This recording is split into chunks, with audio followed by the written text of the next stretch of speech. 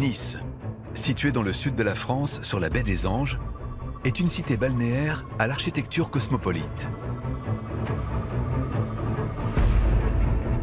Elle fut le terrain de jeu des bâtisseurs les plus extravagants de la Belle Époque, mais aussi des plus talentueux ingénieurs militaires dès le XVe siècle.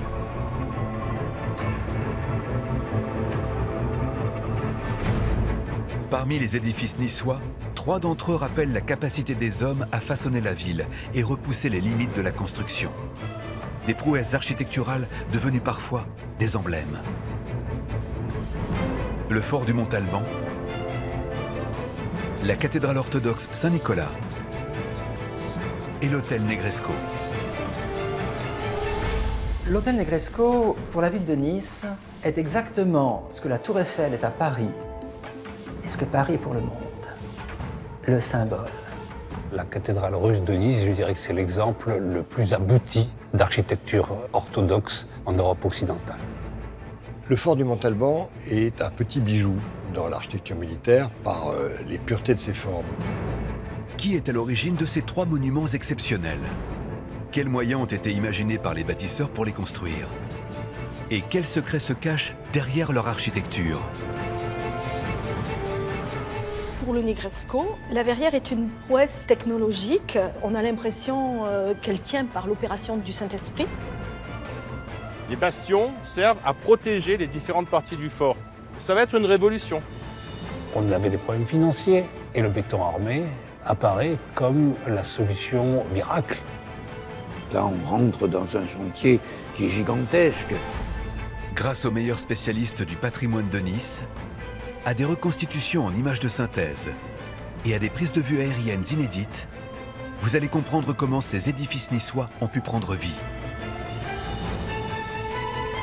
Voici l'histoire de la construction de 3 des plus beaux monuments de Nice, rêve d'architectes et d'ingénieurs visionnaires.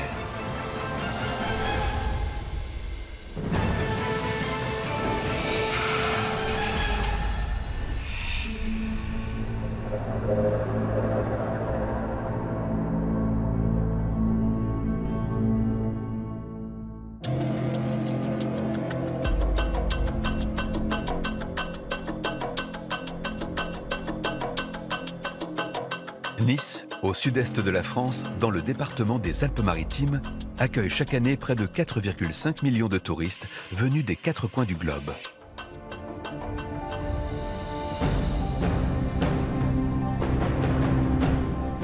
Et pour cause, depuis le vieux Nice et son dédale de ruelles, en passant par les élégantes places ou collines, la ville offre de multiples visages.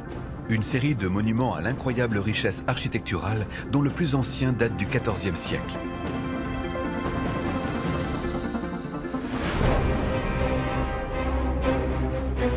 Sur la colline du Mont-Alban, à 222 mètres d'altitude, le fort qui domine la ville est le dernier vestige encore bien conservé de la fonction militaire de Nice.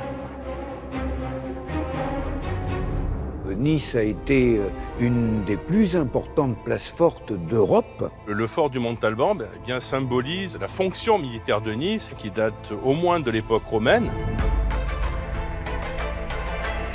Nice est une ville frontière. Au cours des siècles, après l'époque romaine, elle devient successivement provençale, savoyarde, piémontaise et sarde, avant de devenir française.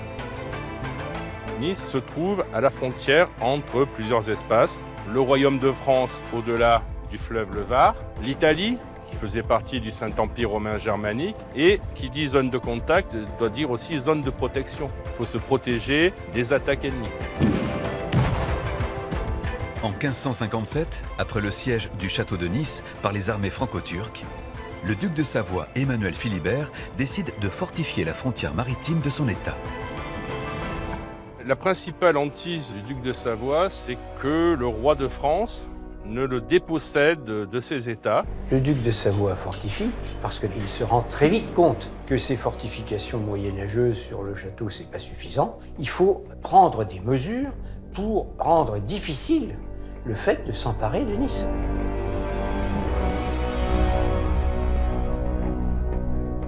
Emmanuel Philibert perfectionne donc les défenses du vieux château de Nice et fait ériger 2 forts. la citadelle Saint-Elme, au ras des flots pour protéger la rade de Villefranche, seul port en eau profonde de l'état de Savoie. L'autre sur le mont Alban, un point stratégique à seulement 600 mètres à vol d'oiseau et 1,5 km de Nice.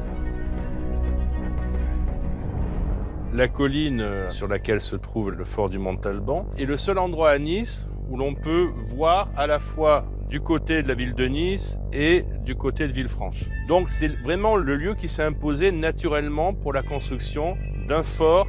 Ce fort, il va être une vigie qui va jouer un double rôle, signalement d'arrivée d'ennemis et protection de cette espèce de hauteur du Montalban à 220 mètres. On a une crête militaire, une crête dangereuse. En termes militaires, qui tient les hauts tient les bas. Or, si vous voulez bombarder Nice ou Villefranche, c'est sur l'assiette du Montalban qu'on se mettra. Donc l'idée, c'est j'occupe l'endroit où se mettrait l'assaillant si vous voulez bombarder les deux villes-ports. Avec le fort du Montalban comme pivot, les trois citadelles de la chaîne défensive se protègent donc mutuellement. Construit en seulement 3 ans, directement sur la roche, le fort du Montalban est un carré de 45 mètres de côté sur 14 mètres de hauteur, occupant une surface de 760 mètres carrés. On y accède par un pont-levis à flèche unique, placé côté est, face à l'apic de la falaise le moins accessible. À chacun des angles reliés par des courtines, un bastion surmonté d'une échauguette offre une vue panoramique à 360 degrés. Au nord-ouest, le bastion de Montgros veille sur les montagnes. Celui du sud-ouest sur l'impressionnante citadelle de Nice et ses 17 hectares. Enfin, les bastions du nord-est et du sud-est sont à une portée de canon de la citadelle Saint-Elme de Villefranche. Le fort du Montalban est un petit bijou dans l'architecture militaire par les puretés de ses formes. Il devait être très spectaculaire à l'origine parce qu'effectivement il était enduit de blanc, donc il devait se voir de partout, quoi. Le fort du Montalban est moderne parce que c'est typiquement la transition du début de la fortification bastonnée, où on passe du Moyen-Âge avec ses tours à une forme très pointue en étoile qu'on va construire pendant tout le XVIe siècle. Inventé en Italie au début du XVIe siècle, le fort à bastion répond au développement de l'artillerie et à l'apparition du boulet de canon métallique. Désormais, les canons sont en mesure de tirer jusqu'à 800 mètres et de détruire les murs d'une fortification médiévale à 50 mètres de distance.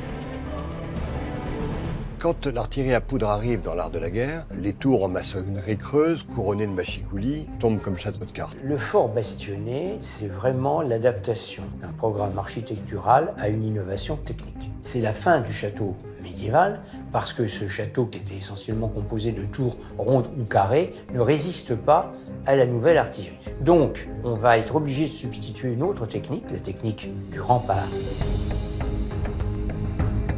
Contrairement à la muraille en pierre de grande hauteur des châteaux médiévaux, le rempart des forts modernes est un mur plus bas, rempli de terre, conçu pour absorber les chocs les plus violents.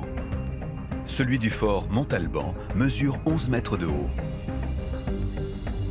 Au fort du Montalban, nous avons 2 murs parallèles, un mur extérieur et un mur intérieur.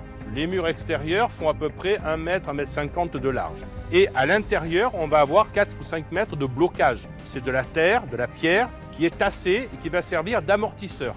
Le boulet de canon va casser peut-être la partie externe, mais ne pourra jamais traverser 4 mètres de terre. Et la conception du rempart construit en calcaire local, extrait à 200 mètres de là, cache encore d'autres caractéristiques techniques pour résister efficacement à l'artillerie. Hormis l'épaisseur des murs avec la construction en blocage, les ingénieurs italiens, notamment milanais, vont étudier le fruit des murs, c'est-à-dire la pente, et vont concevoir une pente spécifique qui va permettre au boulet de canon de ricocher. Donc d'éviter que le boulet ne donne sa pleine puissance sur la structure. Mais en cas de siège, le meilleur moyen de protéger la forteresse de la puissance de cette nouvelle artillerie est encore de maintenir l'ennemi à distance. Pour cela, les architectes militaires italiens ont une idée révolutionnaire. Remplacer les tours rondes des forts médiévaux par des bastions. Des ouvrages pentagonaux rattachés aux courtines. Les bastions servent à protéger les différentes parties du fort et à opérer ce qu'on appelle des tirs croisés. Chaque bastion protège l'autre. C'est la protection mutuelle. Le bastion, par exemple, de Nice, est défendu par le bastion de Villefranche pour que, depuis chaque bastion, aucune portion de la base du rempart ne puisse être cachée. C'est ça la défense latérale. Il ne doit pas y avoir d'endroit qu'on ne voit pas pour pouvoir y mettre, par exemple, une mine et faire s'écrouler le rempart. L'assaillant ne peut donc s'approcher du fort qu'au prix de lourdes pertes matérielles et humaines. La vocation d'un fort bastionné, c'est surtout de créer ce que les militaires appellent un abcès de fixation. C'était l'idée de fixer l'adversaire. Une fortification ne sert pas à gagner la guerre. Une fortification sert à gagner du temps et à économiser des hommes. La garnison du Montalban, c'est 70 hommes, 100 hommes maximum. Mais ça oblige un adversaire qui l'encerclerait d'allonger la circonférence d'investissement, ce qui veut dire automatiquement d'augmenter de 10 à 20 000 hommes l'armée d'invasion. Et deuxièmement, ça permet de gagner du temps. L'idée, c'est justement de résister au siège pour permettre la mise en place de défense principale et surtout l'envoi d'une armée de secours. Le fort est donc pensé pour garantir aux soldats une autonomie prolongée. Sous la plateforme de tir, au deuxième étage des bastions, se trouvent les magasins, les cuisines et les logements. Un espace habitable de 170 mètres carrés, permettant à une garnison de 100 hommes de tenir un siège de plusieurs mois sans ravitaillement.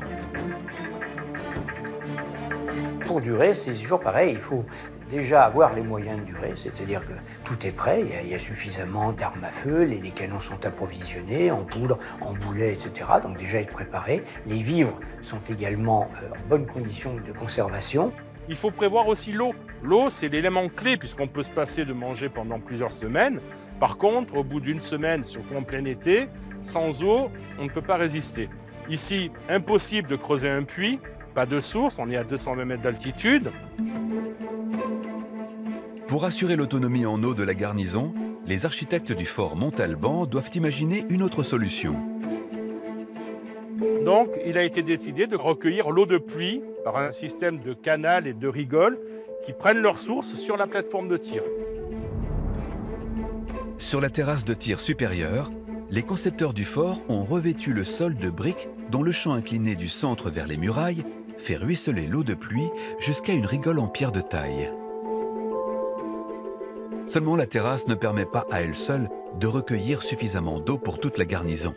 À nouveau, les bâtisseurs ont dû faire preuve d'ingéniosité.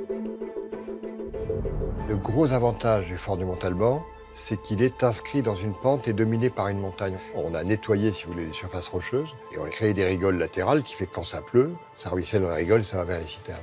Donc on peut bénéficier non seulement des terrasses du fort, mais de tout le territoire dominant qui a permis de suppléer à la surface minuscule des terrasses qui n'auraient pas suffi à remplir les citernes.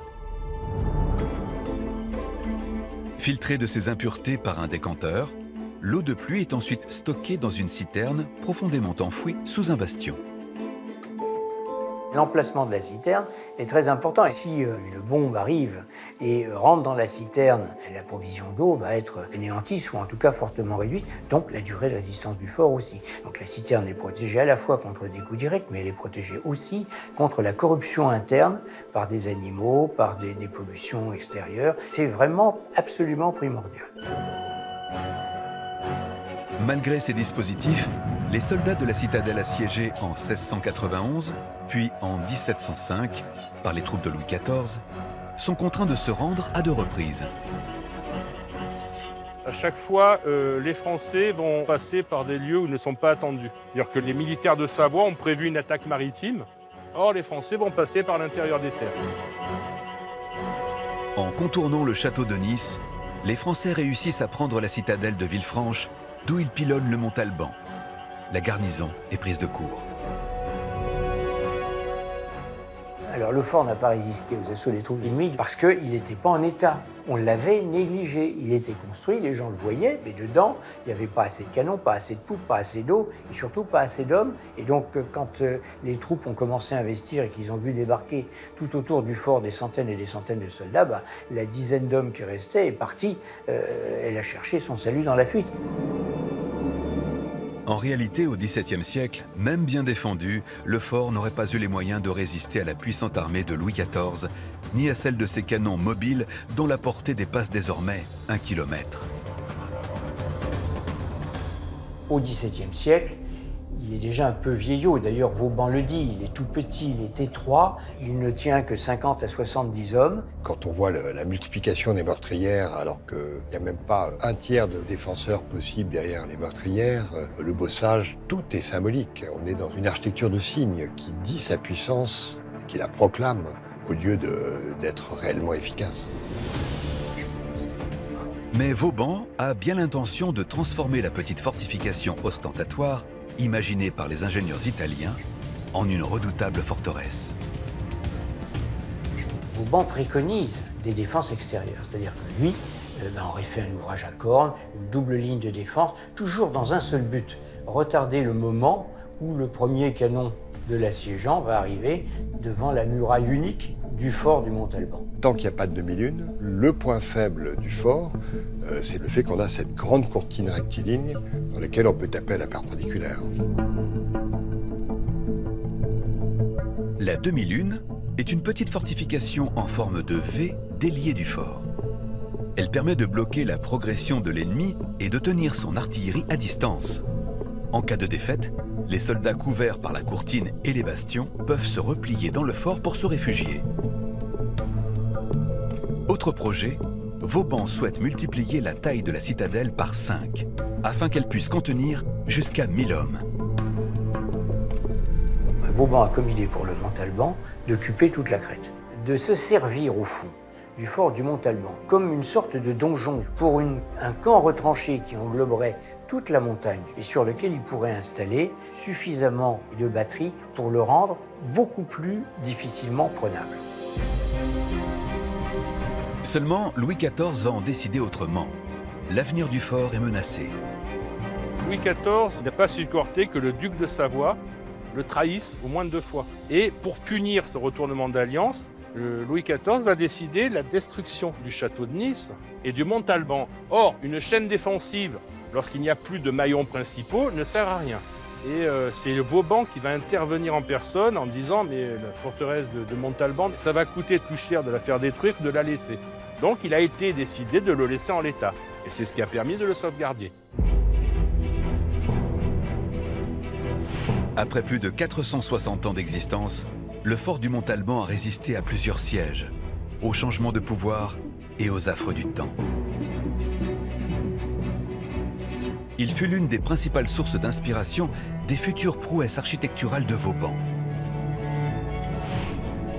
Et demeure un très rare exemplaire des tout premiers forts bastionnés à être resté dans son état original. Mais à Nice, le fort du Montalban n'est pas le seul édifice à faire figure d'exception.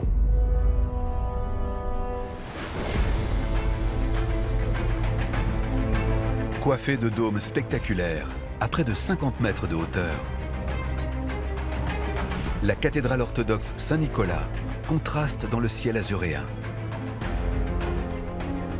Si je devais définir la cathédrale russe de Nice, je dirais que c'est l'exemple le plus abouti, le plus réussi d'architecture orthodoxe en Europe occidentale. C'est un des bijoux du patrimoine niçois. Inaugurée en 1912, la cathédrale orthodoxe Saint-Nicolas est destinée à répondre aux besoins de la colonie russe grandissante à la fin du XIXe siècle. Il faut rappeler que la première impératrice qui est venue séjourner à Nice, ce n'est pas Victoria, c'est la tsarine. Si la tsarine, impératrice de Russie, effectue son premier séjour à Nice 39 ans avant la reine d'Angleterre, ce n'est pas uniquement pour profiter du climat méditerranéen. En 1856, après la guerre de Crimée, le traité de Paris interdit tout mouillage en Méditerranée à la flotte russe. Seul le petit État de Savoie lui donne accès à son port de Villefranche. Un rapprochement s'opère. Et voilà que l'impératrice Alexandra Féodorovna débarque la même année à Villefranche. Elle est accueillie avec faste, c'est une impératrice. Et ça explique une présence russe avec non seulement des aristocrates, mais également des banquiers. Donc il y a des liens très forts qui se sont créés entre Nice et la Russie, et cette cathédrale est l'aboutissement de ces liens qui n'ont cessé de se développer. Inspirée des églises moscovites à 5 coupoles de la fin du XVIe siècle, la cathédrale russe est édifiée par le professeur de l'Académie impériale des beaux-arts de Saint-Pétersbourg, Mikhaïl Preobrazhensky. Ce professeur Preobrazhensky avait construit l'église de Florence. Il avait construit une cathédrale à Sofia et puis à Tallinn, en Estonie. Il a même construit des cathédrales russes en Amérique du Sud. Donc il n'avait plus rien à prouver. On voulait construire un édifice justement tout à fait prestigieux. Donc on s'est adressé au meilleur du moment finalement. La cathédrale Saint-Nicolas est articulée autour d'un volume central carré de 20 mètres de côté, auquel vient se greffer un clocher et 2 porches jumeaux. Sur le corps principal, les tambours sertis d'étroites fenêtres rectangulaires sont coiffés de 5 coupoles, dont la plus haute culmine à près de 50 mètres de hauteur, l'équivalent d'un immeuble de 15 étages. En fait, ce style-là, c'était exactement celui que l'on pratiquait dans toute la Russie. Pourquoi? Toute cathédrale devait être construite, grande, petite, sur la base du plan en croix grecque, un grand dôme, le Christ, et 4 petits dômes, les 4 évangélistes. Et si les architectes voulaient exercer leur fantaisie, ils pouvaient le faire, mais dans des bâtiments annexes, collés, c'est-à-dire le clocher, une entrée, un escalier, etc. Sur cette annexe, à l'avant de la cathédrale, l'architecte ajoute une 6e coupole de couleur dorée. En dessous, le campanile abrite une dizaine de cloches dont la plus lourde pèse 3 tonnes. Plus bas, sur la façade, il fait incruster une mosaïque magistrale de Jésus-Christ. Enfin, sur les côtés, 2 porches et leur escalier si caractéristique de la cathédrale de Nice sont installés. Seulement, le projet tel qu'on le voit aujourd'hui a failli ne jamais aboutir. On avait choisi un emplacement dans le quartier des musiciens, du côté de la rue Verdi et de la rue Berlioz, au croisement de ces 2 rues, ce qui explique la conception d'une église à double entrée. Mais bon, comme beaucoup de ces quartiers qui sont proches de la mer, c'était des cressonnières. Le terrain était marécageux, il était impossible de construire des fondations suffisamment profondes pour un tel bâtiment. Pourtant, pas question de renoncer au projet. Il faut trouver un nouveau terrain. Le choix du terrain est soufflé par l'impératrice douairière à son fils Nicolas II.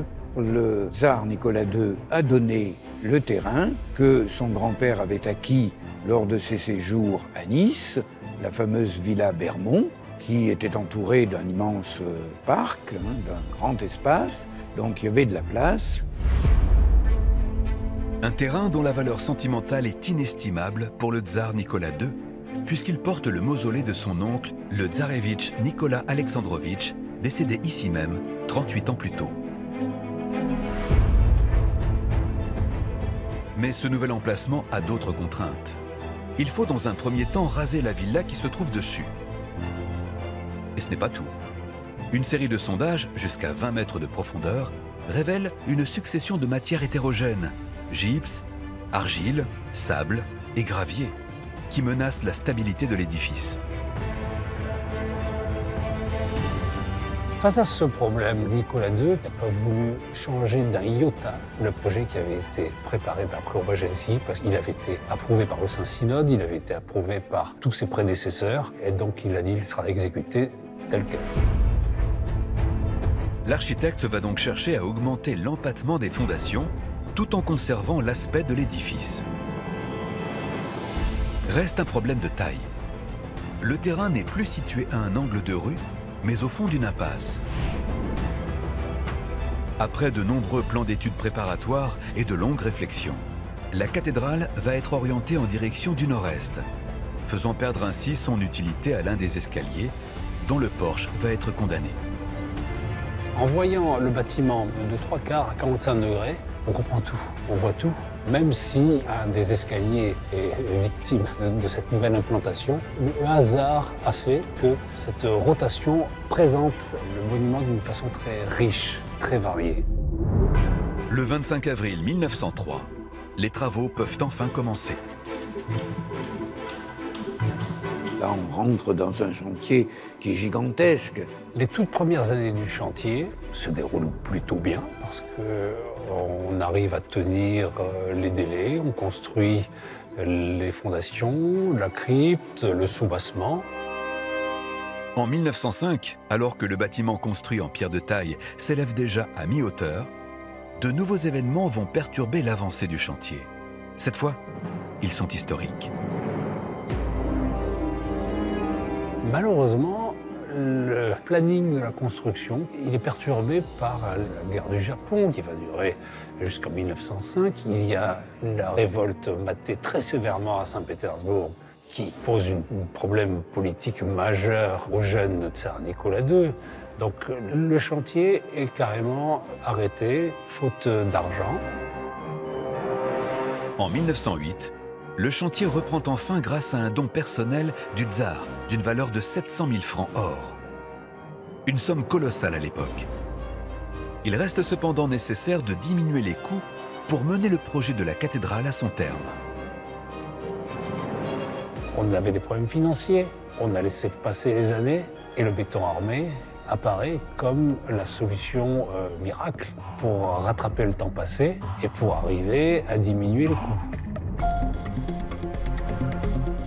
Pour la première fois en France, sur une église orthodoxe, les ingénieurs vont mettre en œuvre un procédé très novateur.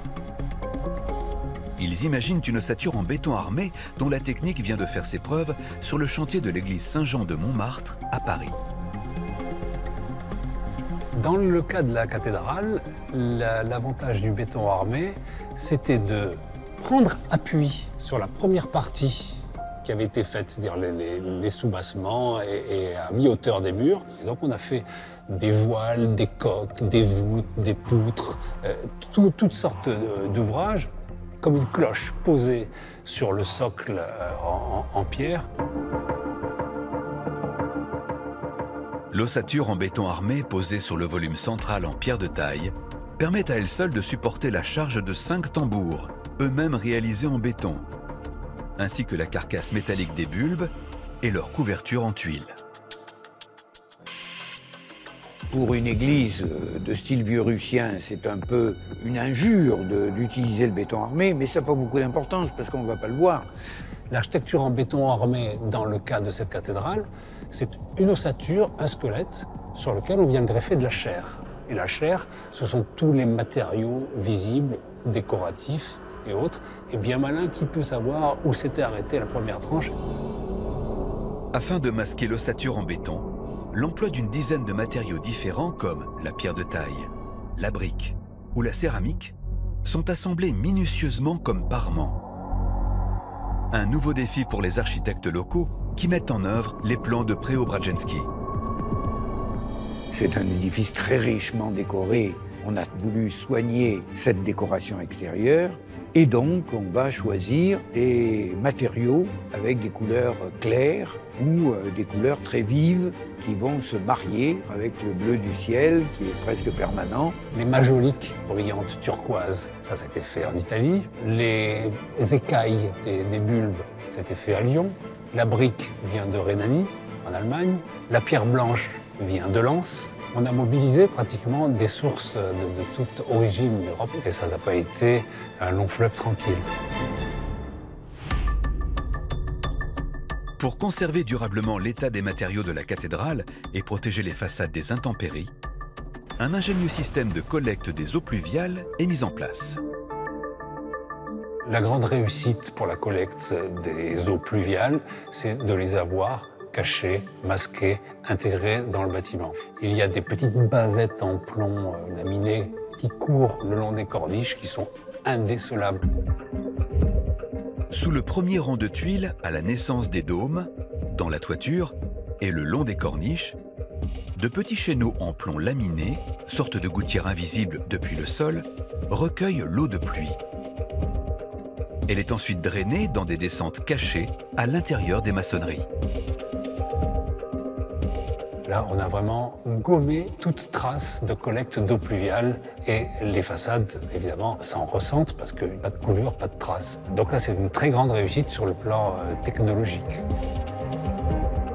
Après 9 ans de travaux et de nombreux rebondissements, la cathédrale est enfin achevée dans le respect des plans originaux. Le chantier de la cathédrale a été épuisant. 5 architectes se sont succédés. Il y a eu des échanges très tendus entre les maîtres d'ouvrage, les entrepreneurs, les autorités aussi. Et en dépit des découragements, en dépit des contraintes, Krobaczewski est toujours droit dans ses bottes, qui ne cède sur rien, qui épuise tout le monde, mais qui arrive à ses fins. Lors d'une exceptionnelle cérémonie, la cathédrale orthodoxe Saint-Nicolas de Nice est inaugurée le 17 décembre 1912. Vous êtes quand même subjugué par les proportions, l'élancement, avec cette coupole centrale et ces 4 coupoles latérales. Et puis à l'intérieur, là, on a un peu le souffle coupé devant la monumentalité, la hauteur du centre de cette cathédrale et par la richesse ensuite de son mobilier, évidemment. Notamment cette iconostase en bois doré recouvert de bronze et de cuivre ciselé, importé de Russie. Au mur, sur les piliers et les voûtes, les décorations florales sont inspirées de l'Art Nouveau et de l'Art déco. On ne peut pas nier que c'est une absolue réussite. Peut-être que le plus grand défi n'est pas un défi architectural ou structurel. Le plus grand défi, c'est d'avoir réussi à faire admettre cette cathédrale orthodoxe comme faisant partie intégrante du paysage niçois. La cathédrale orthodoxe de Nice a été bâtie à l'image de son temps, celui d'une période qui oscille entre tradition et modernité. Inauguré la même année, un autre monument illustre l'architecture audacieuse et cosmopolite de la Belle Époque, le Negresco.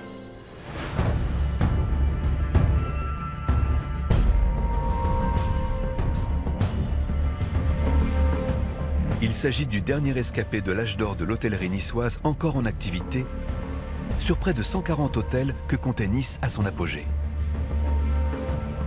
L'hôtel Negresco, pour la ville de Nice, est exactement ce que la Tour Eiffel est à Paris et ce que Paris est pour le monde. Le symbole. Le Negresco fait rêver les chefs d'État du monde entier, non seulement l'élite sociale, mais également les plus grands artistes. Cocteau, on peut évoquer Salvador Dali, Macartney, qui d'ailleurs ici va écrire une de ses chansons. Construit en 1909 face à la mer le long de la promenade des Anglais, le Negresco mesure 65 mètres de long sur une vingtaine de mètres de haut. Les 5 étages comptent 91 chambres et 34 suites, dont chacune a la vue sur mer. Au rez-de-chaussée, 3 boutiques, 2 restaurants et un piano-bar. Le Negresco est un petit chef-d'œuvre architectural agrémenté d'un décor extrêmement à l'avant-garde pour 1912. Ce style Louis XVI, c'était le sommet du chic. L'établissement se veut remarquable. Cette coupole, tout le monde la reconnaît. Elle est un emblème pour la ville. Elle est un logo, presque. Le commanditaire de ce joyau architectural s'appelle Henri Negresco. Henri Negresco est le roi des hôteliers niçois. Il est un peu mystérieux, ce Henri Negresco. D'abord, il ne s'appelait pas Negresco, bien entendu. Il s'appelait Negrescu. En français, la terminaison co était plus élégante. Donc, il a changé de nom. Né en 1868 à Bucarest, ce fils d'aubergiste roumain devient, après une carrière sans faute dans l'hôtellerie, l'un des grands prêtres de la vie mondaine française. Henri Negresco, comme beaucoup de ces grands hôteliers de l'époque, s'est fait par lui-même, parti de la base. C'est un maître d'hôtel qui non seulement connaît son métier, mais connaît sur le bout des doigts les exigences de sa clientèle. Et c'est dans ce sens-là que Negresco est un génie. Grâce à son entre-gens et à sa manière subtile de recevoir, Henri Negresco navigue avec aisance dans l'univers proustien de la Belle Époque. Henri Negresco fréquente toutes les élites sociales, mais également les élites économiques. Bien entendu, il utilise son activité professionnelle pour se faire un carnet d'adresses, et c'est pour cela qu'il peut se lancer dans l'aventure de l'hôtellerie, parce qu'il sait qu'il sera suivi. Seulement pour concurrencer les grands hôtels de Nice, Henri Negresco doit imaginer un palace hors norme, où chaque client aura le meilleur de la technologie et du confort de l'époque. Il fallait faire au Negresco mieux qu'au Majestic, dont la salle à manger était considérée comme le nec plus ultra mondial, mieux que l'hôtel de Paris à Monte-Carlo, et bien entendu, beaucoup plus grand que l'hôtel Ruhl. Chaque nouveau palace créé dépasse le précédent et il va se jeter dans cette course en avant. Pour cela, le jeune hôtelier va faire appel à une sommité du monde de l'architecture. Negresco, pour construire son hôtel, fait appel à une star, à une personnalité d'architecture française, Édouard Niermans. On lui doit, en 1907, l'hôtel Savoy de Fontainebleau, qui a été un magnifique palace. Et c'est lui qui va reconstruire complètement l'hôtel du Palais à Biarritz et la transformation de l'hôtel de Paris à Monte-Carlo. Donc, c'est vraiment quelqu'un qui a fait ses preuves en matière hôtelière. Les deux hommes se lancent alors dans un tour d'Europe d'une durée de 2 ans, en quête de ce que l'hôtellerie mondiale offre de mieux, avec la folle ambition de la dépasser. Le projet du Negresco est presque pharaonique. C'est un budget de 5 millions de francs or. Ça fait quelque chose comme plus de 100 millions d'euros, ce qui n'est pas totalement rien. Donc il va chercher des fonds, il va user de ses relations et de ses amis capitalistes pour l'aider à un montage financier. Les fonds enfin rassemblés reste un défi de taille. Trouver un terrain libre, suffisamment grand et bien placé. En ce début du XXe siècle, la clientèle des palaces de la Riviera se lasse des établissements situés sur les collines. Un atout pour le projet naissant de Negresco. C'est terminé, les grands hôtels sur les collines, à partir des années 1905-1910. Plus vous avancez au début du XXe siècle, plus c'est le bord de mer qui va devenir l'essentiel. La vue de la mer attire. Et puis, c'est l'axe de prestige de la promenade des Anglais qui attire aussi. La plus belle promenade du monde. C'est déjà écrit. Le choix du terrain du futur Negresco se porte donc sur une parcelle de 6500 m² face à la mer, dont le palace doit étroitement épouser les contours afin d'en optimiser l'espace. Dans cet investissement capitaliste, il faut ne rien négliger, c'est-à-dire qu'on va exploiter le terrain au maximum et on va donner à cet établissement une forme particulière en îlot, centrée sur une sorte de cour centrale. L'édifice, dessiné par Édouard-Jean Niermans, prend la forme d'un losange, composé de 4 corps de même hauteur, entourant une large cour intérieure elliptique reliant des rotondes. Le Negresco est un petit chef-d'œuvre architectural. Vous avez l'impression que c'est un carré. C'est absolument pas le cas. Niermans essaie parfaitement dissimuler un terrain qui n'est pas tout à fait facile avec une construction qui en impose. L'architecte et le maître d'ouvrage veulent faire rentrer un maximum de chambres dans un minimum d'espace. Et d'ailleurs, c'est la première fois que là, pour augmenter le nombre d'étages, on réduit la hauteur sous plafond des chambres. Objectif affiché, 400 chambres sur 5 étages. Un défi. Le 2 septembre 1911, le chantier débute. Les sommes engagées imposent à l'architecte un rythme de construction effréné. L'hôtel doit impérativement ouvrir la saison suivante.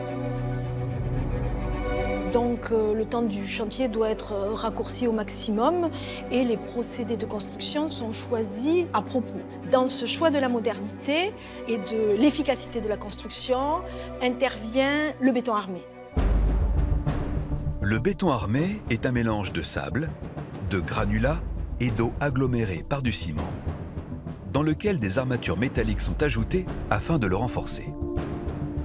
Pour le Negresco, le béton armé présente des avantages, à savoir une rapidité d'exécution, un moindre coût, un caractère incombustible. C'est aussi un procédé adapté aux tremblements de terre. Et l'emploi de matériaux à la pointe du progrès à l'époque ne s'arrête pas là. On va voir intervenir également pour les plafonds la technologie du béton armé transposée avec des briques et une armature métallique. Et une dernière innovation, c'est le toit terrasse en ciment volcanique, réputé imperméable, contrairement à ce qui se faisait jusqu'à présent. Point d'orgue de l'édifice, sa façade, ornée de colonnes et de moulures.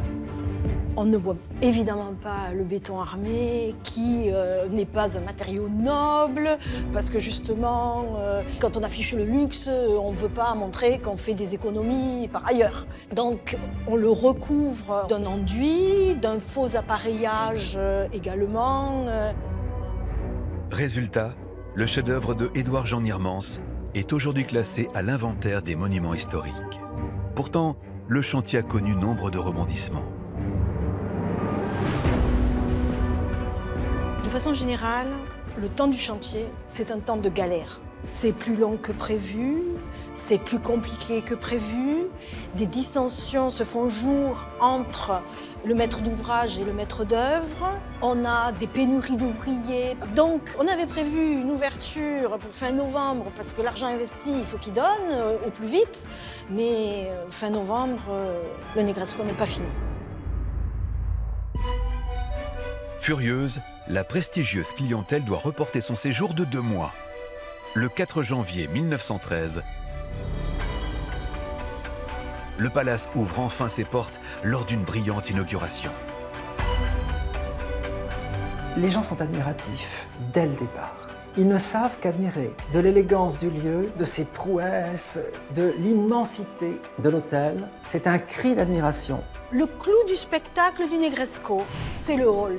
Avec son toit vitré, sa superficie au sol, la hauteur sous plafond, ses colonnes gyménées. Jamais jusqu'à présent on l'avait mis en scène avec autant de faste.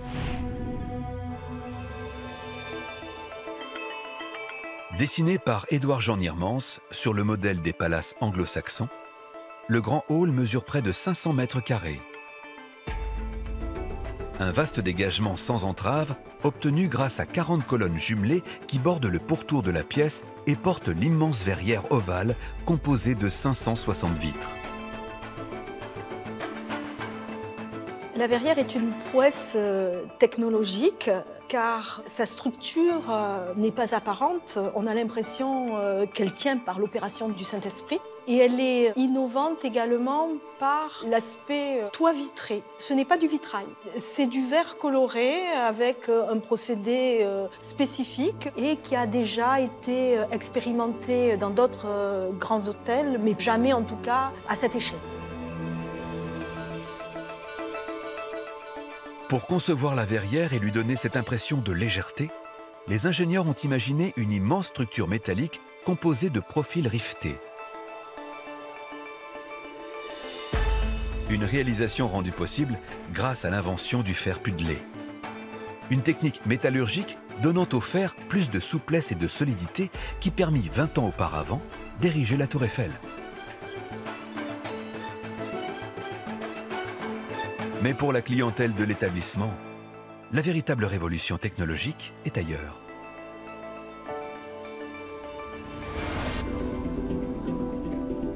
L'hygiène est fondamentale à cette époque-là. Ça passe par l'équipement en salle de bain, en réseau d'adduction d'eau, eau chaude, eau froide à la minute. Et ça, c'est nouveau. En 1912, l'eau chaude dans toutes les chambres à tous les étages nécessite des chaudières absolument incroyables. C'est le Titanic que vous avez dans les caves de ces hôtels. Dans le sous-sol du bâtiment, 5 chaudières distribuent l'eau préalablement stérilisée par un système de rayonnement ultraviolet à travers un réseau très élaboré intégré au mur du bâtiment qui court jusqu'à chaque chambre. Il comprend la tuyauterie d'eau chaude, d'eau froide, mais également des câbles électriques et téléphoniques, ainsi qu'un service pneumatique de distribution du courrier. Mais le plus étonnant reste peut-être le système de nettoyage par le vide. Plusieurs fois dans une journée, on a les machines qui s'actionnent avec des prises au bas des pièces qui permettaient ce renouvellement de l'air. On est dans la continuité de Pasteur et de la peur des microbes. Le recyclage de l'air du Negresco est réalisé par une turbine centrifuge reliée à toutes les parties de l'hôtel par 77 raccords, aspirant 1000 m3 d'air par heure. Vous savez, quand vous entrez dans la chambre d'un palace, ou même d'un grand hôtel autrefois, vous ne pouviez jamais savoir s'il n'y avait pas un tuberculeux qui était mort dans le lit la veille au soir. Car beaucoup de gens étaient bien trop riches pour aller mourir à l'hôpital quand ils avaient la tuberculose. Et pour répondre à ça, ils s'étaient dotés de cet extraordinaire progrès technique, quoi qu'on en dise en 1911, c'est quand même pas évident. En 1914, un an après l'inauguration du chef-d'œuvre d'Henri Negresco, la Première Guerre mondiale éclate. Comme une vingtaine de grands établissements niçois, le palace est réquisitionné pour être transformé en hôpital militaire. Le Negresco devient l'hôpital temporaire numéro 15, où on va accueillir des soldats blessés venus des zones de combat. Et dans le grand hall, on va installer 150 lits pour les blessés. Quant aux chambres, elles sont réquisitionnées pour installer les officiers. Une situation qui va durer jusqu'en 1916. Negresco décède au début des années 20, quasiment ruiné et découragé de la faillite, si je puis dire, de cette extraordinaire entreprise à laquelle il laissera son nom. Durant 37 ans, le palace change de main sans jamais renouer avec la prospérité. La revanche de Negresco, eh bien, nous l'avons aujourd'hui. Le Negresco est à nouveau un blason, et cela, on le doit à une dame, Madame Augier. En 1957, l'hôtel des Caty est racheté par un riche promoteur immobilier. Sa fille, Jeanne Augier, le prend en main. Elle entame de grands travaux pour le transformer en un palace aux allures de musée. C'est elle qui décide définitivement de le couper en deux et de ne garder en hôtellerie que la façade mère, avec les 4 ou 5 premières travées de façade sur la rue latérale, le grand hall, le rez-de-chaussée, tout le restant, les 3 autres côtés, étant vendu en appartements. Le succès est immédiat et jamais démenti. Depuis 63 ans, l'illustre monument à la coupole emblématique rayonne sur la baie des Anges et dans le monde entier.